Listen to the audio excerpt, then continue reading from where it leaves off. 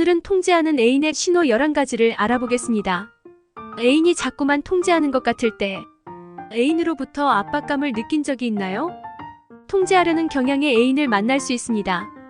그리고 이런 애인을 만나게 되면 압박감을 느끼게 됩니다. 처음엔 이런 시그널을 알 수 없었지만 애인의 통제력이 점점 강해지고 불편해진다면 해결하기 위해 방법을 배워야 합니다. 그러나 아래의 신호 중 한두 개 신호가 잡힌다고 문제가 되지 않습니다. 처음에는 미묘한 것처럼 보일 수 있습니다. 매우 숨이 막히는 느낌을 받을 수 있습니다. 너무 늦기 전에 대처할 수 있도록 징후를 아는 것이 중요합니다. 그리고 다음 설명에 해당하는 통제 행동을 인정하는지가 중요합니다. 통제하는 애인의 신호 11가지 알아보겠습니다. 1. 분리.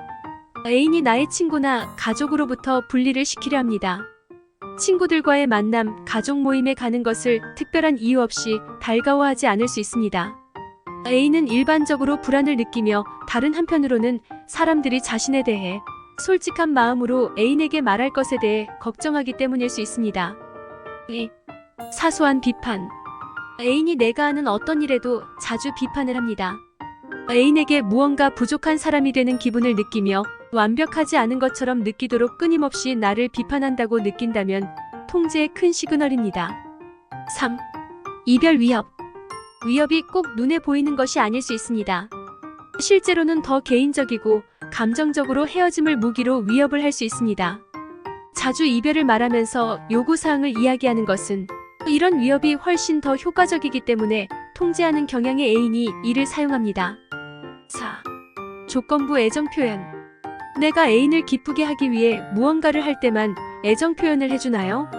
원하는 것을 할 때만 애정을 나타내고 원하는 대로 하지 않을 때 애정을 나타내지 않는다면 시그널을 체크해야 합니다. 5. 죄책감 사용. 애인을 화나게 하는 일을 한 적이 있다면 그 일을 결코 잊지 않는 경우가 있습니다. 맞습니다. 상처받은 일은 쉽게 잊혀지지 않는 게 사실입니다.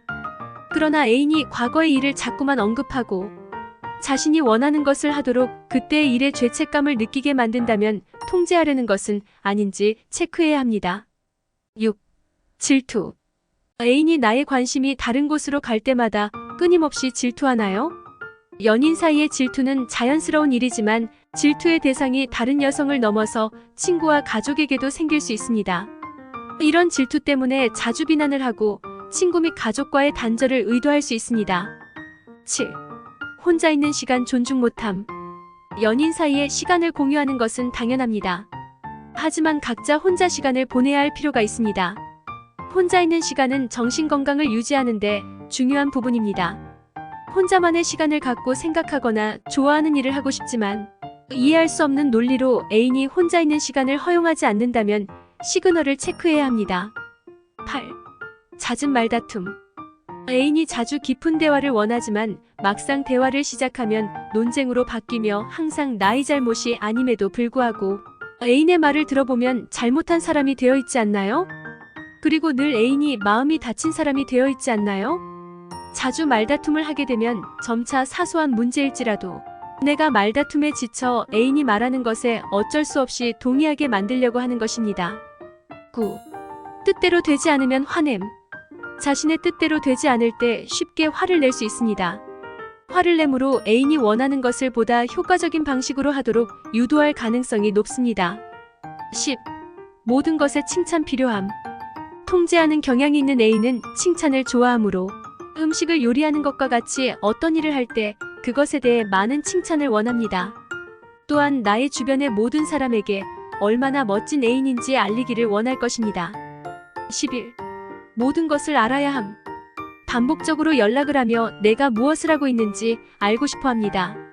또한 나의 다양한 계정의 비밀번호를 공유해야 한다고 말하기도 합니다. 거부하면 개인적인 배신감을 느낍니다. 애인이 통제하려는 이유. 일부 남자나 여자들이 상대를 통제하는 모습을 보입니다. 자신이나 환경을 통제할 수 없기 때문에 가장 가까운 상대를 통제하려는 욕구, 배신당하거나 버림받는 것에 대한 두려움, 나르시시스트 경향, 사람들이 자신을 무조건적으로 사랑할 것이라고 믿지 않음, 과거에 경험한 통제를 안정과 동일시하게 됨, 경계성 성격장애나 자기애성 성격장애 의심됨. 통제하는 애인이라면 어떻게 해야 하나? 이미 마음을 깊게 줘버린 애인이 통제하는 문제로 갈등을 겪고 있다면 이별이 쉽지 않습니다. 우선 애인도 자신의 행동에 대한 자각이 필요합니다. 그리고 어떤 행동이 용납되고 용납되지 않는지에 대해 엄격한 경계를 설정해야 합니다. 관계를 유지하기 위한 조건으로 심리치료를 받아야 할 수도 있습니다. 심각한 상황이라면 자유를 얻기로 결정할 때 친구와 가족의 도움과 지원을 받아야 합니다. 물론 이러한 대화는 결코 쉬운 일이 아닙니다. 통제받을 때 어떤 기분이 드는지 상대에게 잘 전달하는 일이 쉽지 않습니다. 둘의 대화가 어렵다면 심리 상담을 받는 것도 좋은 방법이 됩니다. 특히 결혼 생활 중이라면 자격을 갖춘 치료사와 함께 이러한 문제를 해결하는 것이 좋습니다. 통제를 넘어서 통제에 익숙하게 되는 순간 흔하게 말하는 가스라이팅에 빠지게 됩니다. 시청해주셔서 감사합니다.